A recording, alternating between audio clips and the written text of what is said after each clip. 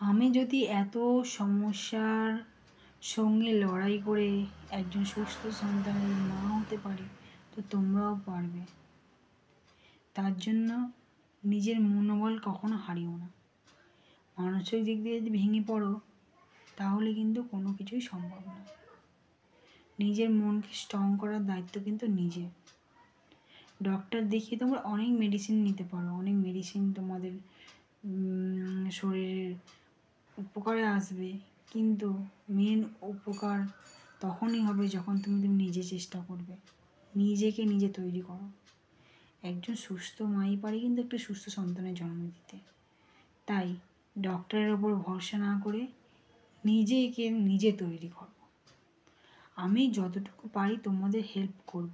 আমি যতটুকু নিজের জন্য করেছি বা নিজে যেটুকু জেনেছি সেইটুকু তোমাদের হেল্প করার চেষ্টা করব, সবসময় তোমাদের হেল্প করার চেষ্টা করব। তো আমি শুরুতেই যখন জানতে পারি যে 2-3 মাস ট্রাই করার পর যে আমার একটু সমস্যা হচ্ছে, তার জন্য কিন্তু আমি নিজেকে নিজে প্রথমে তৈরি করেছিলাম। সমস্যা আমার মেন হয়েছিল ওয়েটের জন্য। আমার হেভি ওয়েট ছিল, তখনও ছিল, এখনও আছে। বিয়ের আগে আমার ওয়েট ছিল 67 কেজি, তারপরে হয় 75 কেজি। এই ওয়েটটাই আমার মূল সমস্যা। এত ওয়েট কিন্তু আমার ছোটো থেকে ছিল না, বয়স বাড়ার সঙ্গে সঙ্গে এই ওয়েটটা বেড়েছে। যারা ছোটো থেকেই হেলদি তাদের কিন্তু এই সমস্যা হবে না। হঠাৎ করে যেমন যদি ওয়েট বেড়ে যায় বা একটা সময়ের পর তুমি যদি ওয়েট গেন হয়, তাহলে কী হয়, হরমোনসটা ইমব্যালেন্স হয়ে যায়, যার জন্য কি হয়, এই সমস্যাগুলো তৈরি হয়। এই সমস্যাটা আমার আরও বাড়ে যখন আমার ফার্স্ট মিসক্যারেজ হয়। তারপর বিয়ের 1 মাস পরেই আমি কনসিভ করেছিলাম, ন্যাচারালি কনসিভ করেছিলাম। তারপরেও আমি ন্যাচারালি কনসিভ করেছি, কিন্তু এটার জন্য আমাকে একটু নিজেকে তৈরি করতে হয়েছে। তখন ওটা আনপ্ল্যান ছিল, আনপ্ল্যান আমরা চাইনি, তবু ভগবান আমাদের দিয়েছিল, কিন্তু আমরা ধরে রাখতে পারিনি। তারও কিছু কিছু কারণ রয়েছে, সেই কারণ না হয় অন্য একটা ভিডিওতে আমি আলোচনা করব। তো এই ভিডিওতে আমি মেন বলছি যে আমি এত স্ট্রাগল করে কিভাবে একজন সুস্থ সন্তানের মা হয়েছি, আমি কি করেছি, যার জন্য আমি 1 মান্থে কনসিভ করি। প্রথমে আমি রেগুলার হাঁটা শুরু করি। 30 মিনিট করে বিকেলে প্রত্যেক দিন হাঁটতাম, 30 মিনিট করে হাঁটতাম। আর খাবার দাবারে তেলটা কম ব্যবহার করতাম, বাইরের খাবার টোটালি বন্ধ করে দিয়েছিলাম। শাক সবজি খেতাম, পালং শাক, বিভিন্ন ধরনের শাক বেশি পরিমাণে খেতাম। আর সকালে করে ড্রাই ফ্রুট খেতাম। ড্রাই ফ্রুটের একটু কস্টলি, কিন্তু আমরা কত টাকা এখানে ওখানে খরচা করি তার কোনো ঠিকানা নেই। মেকআপে বলো, কসমেটিকে, মেকআপ, জুয়েলারিতে। তো যদি 1000 টাকা 1500 টাকা খরচা করে আমরা 1 মান্থের জন্য ড্রাই ফ্রুট কিনতে পারি, তো যেটা আমাদের এগ কোয়ালিটিকে ভালো রাখার জন্য খুবই জরুরি, তাহলে কি সমস্যা রয়েছে? আমরা তো এইটুকু অন্তত করতে পারি।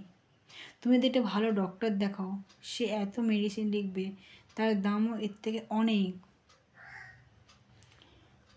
তো ডক্টরের কাছে আমি যাচ্ছি না, ডক্টর তো দেখাতেই হবে পরে, যখন তুমি নিজে প্রেগনেন্ট হবে বা নিউজটা পাবে। তার আগে তুমি নিজেকে নিজে তৈরি করে ন্যাচারালি নিজের মা হওয়ার জন্য প্রস্তুতি কর। এবার যারা অনেক বছর ধরে ট্রাই করছে, 3 বছর, 5 বছর, এবং এজটাও খুব বেশি, 25 থেকে 30 বছরের মধ্যে না, তারা 30 বছরেও হয়ে গেছে, তারা একবার ডক্টর দেখিয়ে নিতে পারো। কিন্তু আমি বলছি যাদের এজটা একটু কম, 30-এর মধ্যে, তোমরা চাইলে নিজে থেকে নিজের চেষ্টায় নিজের শরীরকে তৈরি করে ন্যাচারালি কনসিভ করতে পারো। তার জন্য তোমাদের 30 মিনিট করে হাঁটতে হবে এবং তেল মশলা জাতীয় খাবার বন্ধ করে দিতে হবে। আখরোট, আলমন্ড, আঞ্জির এই 3টে ড্রাই ফ্রুট রেগুলার সকালে মুখ ধুয়ে খেতে হবে। সকালে উঠে তোমরা তিন রকমের হেলথ ড্রিঙ্ক আছে, যার মধ্যে একটা চুজ করে তোমরা খেতে পারো। এটা এগ কোয়ালিটিকে ভালো করতে এবং ওভুলেশন বুস্ট করতে সাহায্য করে। একটা হচ্ছে মৌরিকে ভিজিয়ে রেখে ওভারনাইট সেটার জল খাওয়া, বা লবঙ্গকে ভিজিয়ে রেখে সেটার জল খাওয়া, আর জোয়ান, এটা করতে পারো। পিরিয়ডসের প্রথম 14 দিন এটা করে দেখতে পারো, এটা খুবই তোমাদের কাজে আসবে। আর নিজের পিরিয়ড ডেট অনুযায়ী ওভুলেশনটা ক্যালকুলেশন করাটাও জরুরি। মানে তোমার প্রথম পিরিয়ড যেদিন হয়েছে তার 14 দিন থেকে আরও 10 দিন তোমরা একসঙ্গে থাকো, যেটা তোমাদের অনেক সাহায্য করবে। কারণ 14তম দিন থেকে 24তম দিনের মধ্যে যে কোনো একদিন এগ রিলিজ করে, সেটা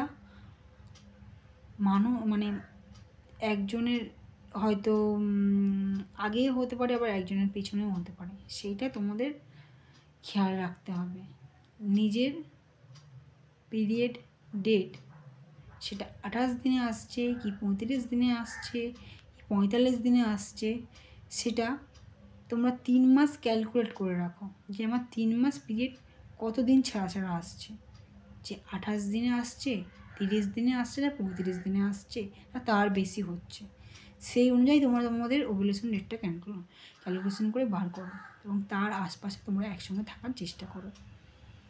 তো ওভুলেশন ডেট কীভাবে তোমরা বার করবে সেটা যদি তোমরা জানতে চাও, তাহলে আমি একটা ভিডিও করে দিতে পারি, তোমরা সেটা তার জন্য কমেন্ট করো। আর শাকসবজির মধ্যে পালং শাকে প্রচুর পরিমাণে আয়রন রয়েছে। শাকসবজি খাও, কলা খাও, দুধ খাওয়া যায়, অল্প পরিমাণে খাও, কারণ ক্যালসিয়ামেরও দরকার রয়েছে। সিজনাল যে ফলগুলো উঠছে, কোনো বিদেশি ফল নয়, সিজনাল ফলগুলো খাও। বিশেষ করে বেদানাটা খাওয়া খুবই দরকারি, বেদানা খাও। তো আমি যদি বিয়ের 3 বছর পর এত সমস্যা নিয়ে মা হতে পারি, তোমরাও পারবে, শুধু ধৈর্য রাখো। আর কিছু ব্যায়াম রয়েছে যেগুলো ওভুলেশন বুস্ট করে, এগ কোয়ালিটি ভালো করে, সেগুলো তোমরা করতে পারো। তার মধ্যে সবচেয়ে ভালো হচ্ছে চাক্কি চালাসন আর হচ্ছে বাটারফ্লাই। আমি এই দুটো ব্যায়াম প্রত্যেক দিন করতাম। তোমরা এই দুটো ব্যায়াম রেগুলার করো। আর নিজের বেলি ফ্যাটটা একটু কমানোর চেষ্টা করো। বেলি ফ্যাট কম থাকলে এখন যেমন তোমাদের প্রেগনেন্সি কনসিভ করতে সুবিধা হবে, তখন প্রেগনেন্সির পরেও কিন্তু সুবিধা হবে। আমি তো বুঝছি যে আমার বেলি ফ্যাটের জন্য তখনও যেমন সমস্যা হয়েছিল, এখনও কত সমস্যা আমি ফেস করছি, কিন্তু আমি লড়াই করে যাচ্ছি। লড়াই আমাদের করতে হবে। বাঁচতে হলে যতদিন আমরা বেঁচে আছি লড়াই করতে হবে। মনোবল ভেঙে যায়, অনেক সময় হতাশ হয়ে যায়, কিন্তু হতাশ হলে হবে না, মনোবল হারালে হবে না, তোমাকে জিততে হবে। তুমিও পারবে একজন সুস্থ সন্তানের মা হতে। লোকের কথায় কান না দিয়ে তোমরা নিজের কাজ করে যাবে। আর সমস্যায় পড়লে আমাকে ভিডিও করো, আমাকে কমেন্ট করো।